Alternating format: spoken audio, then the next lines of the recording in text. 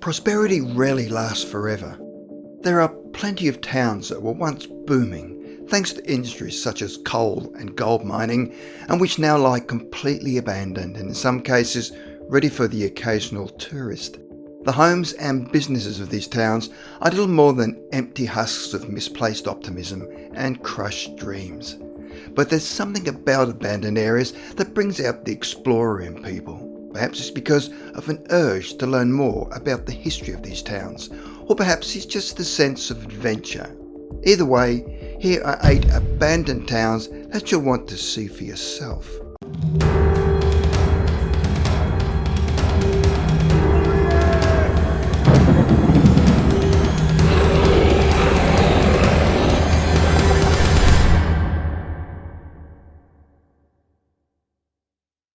Number 8. Glen Rio, New Mexico and Texas.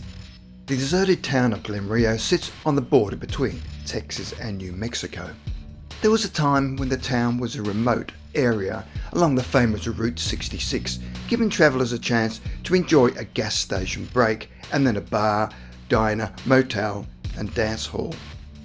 Glen Rio was once a thriving railway town, but with the rise of automobile travel, the railway was abandoned to focus on the traffic flowing in from Route 66.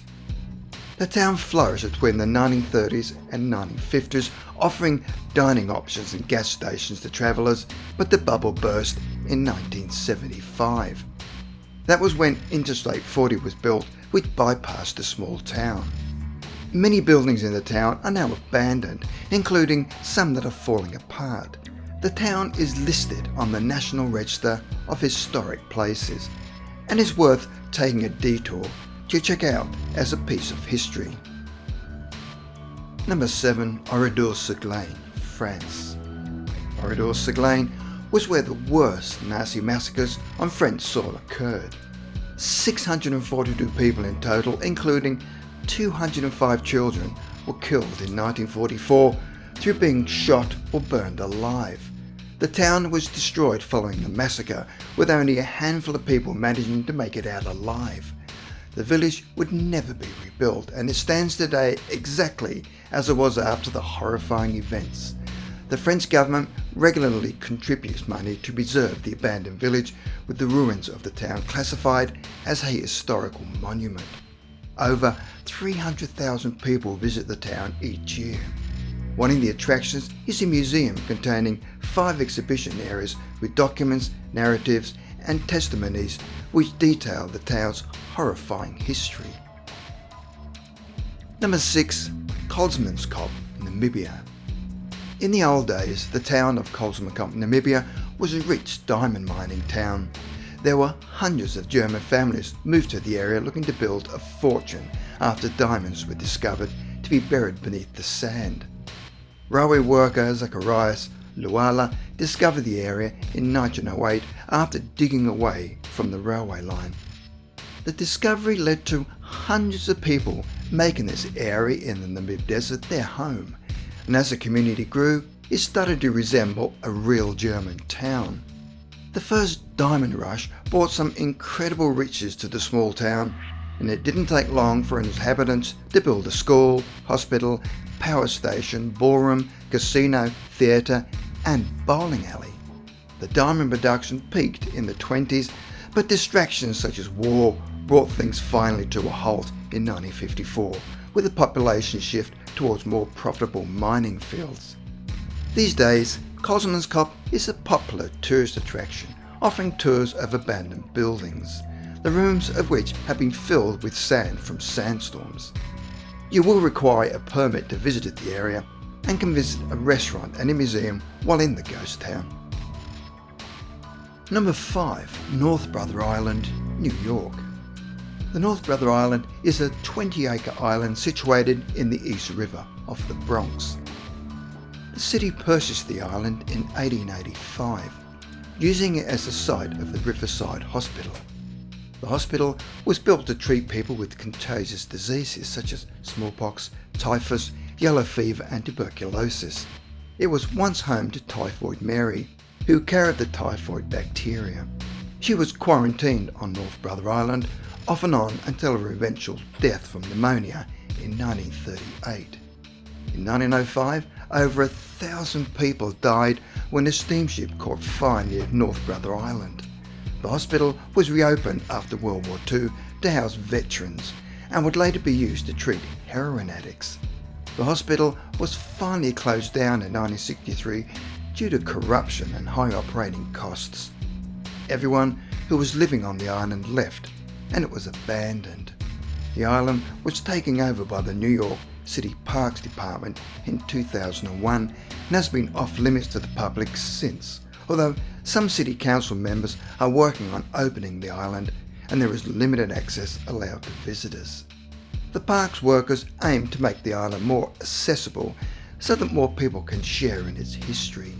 However, a number of the buildings are in disrepair, with weeds growing through the walkways and roads, and the island is considered to be generally unsafe to enter. Don't expect to be let in anytime soon. Number 4. BODIE, California. BODIE is among the most popular ghost towns on the whole United States. There was a time the California town was a gold mining area with over 10,000 residents. The town was named for William BODIE, who made the discovery of gold in the hills near Mono Lake in 1876. It didn't take long for people to flock to the area and it was soon booming. However, by 1881, the town was known for more than just gold. It also became infamous for its lawlessness, with many murders, robberies, hold-ups and fights occurring regularly. The boom began to decline within the next year, and people practically abandoned the town in droves. A fire destroyed most of the business district in 1892, causing even more people to flee the town. Another fire came 40 years later, destroying 95% of the buildings left in BODIE, which by 1940 had become a ghost town. It was named a State Historic Park in 1962 and is also a National Historic Site and California Historic Site. There is only a small part of the town left intact, but tourists are welcome to visit and explore the whole town for themselves. Number 3. KENNECOTT, Alaska. KENNECOTT is today known for being an abandoned Alaskan ghost town, but there was a time it was booming thanks to a copper mine.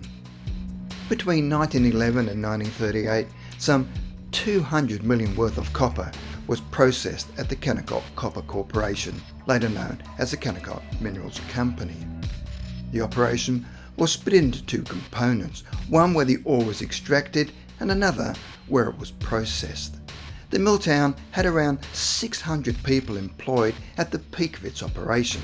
Kennecott became a self-sustaining community, complete with a school, store, hospital, tennis court, dairy and skating rink.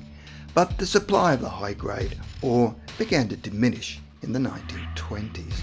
Profits would fall while costs would increase, leading to the cessation of operations in 1938.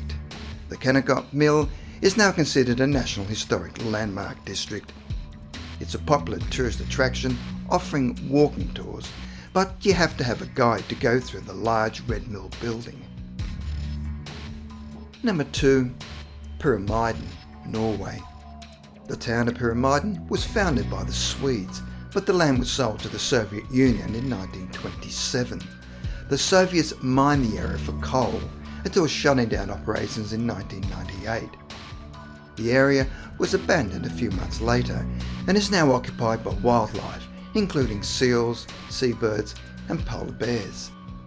The town is still standing, but only a ghostly shadow of the industrial life that once filled it.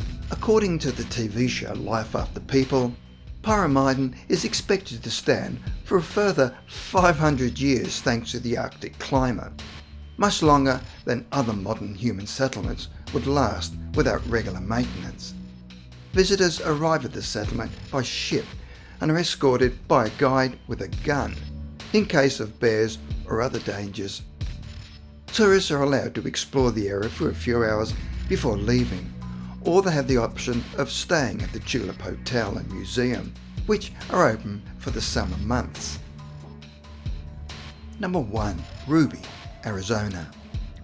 The Arizona town of Ruby sits around 80 kilometers southeast of Tucson and 6.4 kilometers north of the Mexican border. The town is now a ghost town, surrounded by mountains, desert, and the Coronado National Forest.